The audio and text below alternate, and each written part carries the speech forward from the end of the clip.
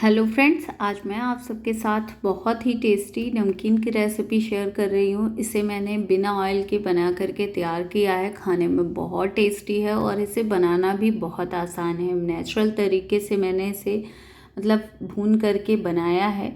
बहुत ही ज़्यादा टेस्टी और बहुत ही परफेक्ट तरीका है इस नमकीन को बनाने का।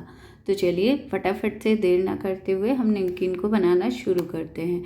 नमकीन बनाने के लिए हम सबसे पहले एक बड़ी कढ़ाई ले लेते हैं। मोटे तले की कढ़ाई लेना है और कढ़ाई में हम 1 कटोरी नमक डाल देते हैं। जो भी नमक आप यूज़ करते हो डाल सकते हो।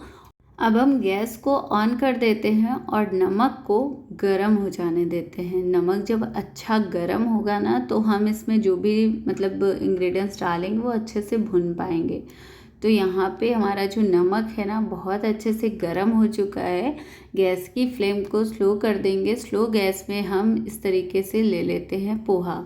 तो जो पोहा हम घर में यूज़ करते हैं ना उसी पोहे को मैं यहाँ पे भून रही हूँ। तो गरम नमक में जब आप डालोगे तो लगभग कुछ ही सेकंड में, लगभग 1 मिनट बहुत ज़्यादा लगेगा और ये जो पोहा है ना बहुत ही क्रिस्पी सा तैयार हो जाएगा। इस तरीके से आपको उलट पलट के इसे क्रिस्प कर लेना है। और बस आप जब ये क्रिस्प हो जाएगा ना तब आपको खुद से समझ आने लग जाएगा। जब हम पोहा डालते हैं वो सॉफ्ट होता है और ये बिल्कुल नमकीन जैसा क्रिस्पी सा दिखने लग जाएगा। तब आपको इस तरीके से स्पैचुले की मदद से इसे बाहर निकाल लेना है। जब अच्छे से क्रिस्प हो जाए, बहुत ज़्यादा लाल नहीं करना है, इसे जलाना नहीं है, वाइट ही रहेगा। और आपको मैं पास से दिखा रही हूँ कि कितना क्रिस्पी सा ये भून करके तैयार हो चुका है। तो इस तरीके से हम इसे निकाल लेते हैं। थोड़ा थोड़ा आप इस तरीके से स्पैचुले से निकाल सकते हो, लेकिन जब हम इस तरीके से स्पैचुले से निकाल रहे हैं ना तो बहुत ज़्यादा टाइम लग रहा है। तो यहाँ पे हमने इसे एक बैच को तो निकाल लिया, सेकंड बैच के पोहे को भी हम इसी में डाल देंगे और सेम प्रोसेस से हम इसे भी भून लेते हैं।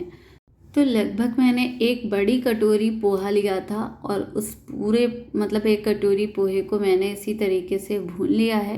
और अब हमने ना इसे बाहर निकाल, नमक से अलग करने के लिए बड़े वाले स्ट्रेनर का यूज़ किया है। इस तरीके से डालेंगे ना तो नमक इसमें बहुत ही ईज़िली अच्छे से छन जाएगा और जो हमारा पोहा है ना बहुत ही परफेक्ट बाहर आ जाएगा नमक से। तो एक्स्ट्रा जितना भी नमक होगा वो उसे हम निकाल देंगे और इस तरीके से इसे छान करके पोहे को बाहर कर लेते हैं नमक से। तो यहाँ पे हमारा पोहा तो बिल्कुल अच्छे से भुन चुका है। तो चलिए अब हम कुछ इंग्रेडिएंट्स और इसमें भून करके तैयार करेंगे। तो यहाँ पे मैंने आधी कटोरी, सेम कटोरी से जितना मैंने पोहा लिया था उसका आधा मैंने यहाँ पे पीनट्स लिया है। तो अब हम पीनट्स को भी, आधे कटोरी पीनट्स को हम 2 बैच में फ्राई करेंगे। इसी तरीके से फ्राई करेंगे जैसे हमने पोहे को फ्राई किया था। आधे पीनट्स को डालेंगे और जब ये अच्छे से क्रिस्प हो जाएंगे ना, चिटक जाएंगे सारे जो आपके पीनट्स है ना, उसमें क्रैक सा आ जाएगा। जब भुन जाते हैं ना पीनट्स तो समझ आने लग जाता है। तभी आपको यहाँ पे इसे भी बाहर कर लेना है, नमक से बाहर कर लेना है, क्योंकि एक क्रिस्पनेस आ जाता है। जब ये भूनते हैं तो आवाज़ भी आती है चिटकने की। तब आपको समझ लेना है कि हमारा जो पीनट्स है वो भी भुन चुका है, अच्छे से तैयार हो चुका है। इसे भी हम सेम प्रोसेस से इस तरीके से बाहर कर लेते हैं। तो यहाँ पे एक बैच का हमारा जो पीनट्स है वो फ्राई हो चुका है, भुन चुका है। अब हम सेकेंड बैच के पीनट्स को भी सेम प्रोसेस से भून लेते हैं, तैयार कर लेते हैं और इसे भी हम भून करके बाहर कर लेंगे। तो फ्रेंड्स, मार्केट वाली जो नमकीन होती है ना सिंपल सी, उसमें करी लीव्स बहुत सारी डली होती है। तो मैंने भी फ्रेश करी लीव्स लिए हैं और इनके हम ऐसे फ्रेश पत्ते ले लेते हैं और इसी गरम नमक में डाल देंगे ना तो ये भी बिल्कुल अच्छे से, बहुत अच्छे से ये क्रिस्प हो जाएंगे। तो मैंने फ्रेश पत्ते लिए हैं। अगर आपके पास सूखे हुए ड्राई पत्ते रखे होंगे तो आप उन्हें भी थोड़ा सा भून लीजिएगा इस तरीके से और नमकीन में ऐड कर दीजिएगा। सिंपल सा जो मुरमुरे वाली नमकीन आती है ना, सेम वैसे ही ये नमकीन तैयार होने वाली है। तो हमारे जो कड़ी लीव्स है ना ये भी बहुत अच्छे क्रिस्प हो चुके हैं। इन्हें भी हम सेम प्रोसेस से नमक से बाहर कर लेंगे और सबसे अच्छी बात इस नमकीन में पता है क्या है कि इस नमकीन को हम नमक में भून करके बना रहे हैं ना, तो इसमें एक्स्ट्रा हमें अलग से नमक डालने की भी ज़रूरत नहीं होती है। तो हमारे करी पत्ते अच्छे से क्रिस्प हुए हैं या नहीं, तो वो मैं भी आपको चेक करके दिखा रही हूँ। तो बस अब सारी चीज़ों को भूनते जाएंगे और एक बाउल में हम एक साथ ऐड करते जाएंगे। तो यहाँ पे पोहा, पीनट्स और करी पत्ता, हमने सारी चीज़ों को एक बाउल में अच्छे से ट्रांसफ़र कर लिया है। बहुत अच्छा पोहा हमारा क्रिस्पी सा भुन करके तैयार हुआ है।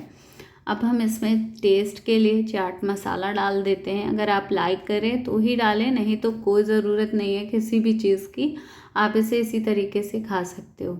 अक्सर जब मार्केट में वो ठेले वाले भैया भुजा वगैरह लेकर के खड़े होते हैं तो हम लोग अक्सर लेते हैं। तो बस ये वही भुजा घर में ही तैयार होने वाला है। आप इसी तरीके से और सारी चीज़ों को भी भून सकते हो, तैयार कर सकते हो। जो भी मतलब आपको भुना हुआ खाने का मन करे आप नमक में भून सकते हो। बालू वगैरह में भुना जाता है तो उसमें थोड़ी सी करकराहट रह जाती है बालू की, वो अच्छी नहीं लगती है। लेकिन आप इस तरीके से नमक में भून करके खा सकते हो, बहुत ही परफेक्ट और बहुत टेस्टी लगता है। तो फ्रेंड्स, यहाँ पे मैं पहले भी इस तरीके से नमकीन बना चुकी हूँ, थोड़ी सी बची हुई है, इसे भी मैं एक साथ मिक्स कर देती हूँ। तो और ज़्यादा टेस्ट को बढ़ाने के लिए आप मार्केट की कोई भी नमकीन को भी ऐड कर सकते हो, नहीं आप सिंपल तरीके से इसी तरीके से इसे खा सकते हो। बहुत ही टेस्टी रेसिपी है, एक बार ट्राई करिएगा। वीडियो अगर थोड़ी सी भी पसंद आएगी तो please like my video and subscribe to my channel. Thank you so much.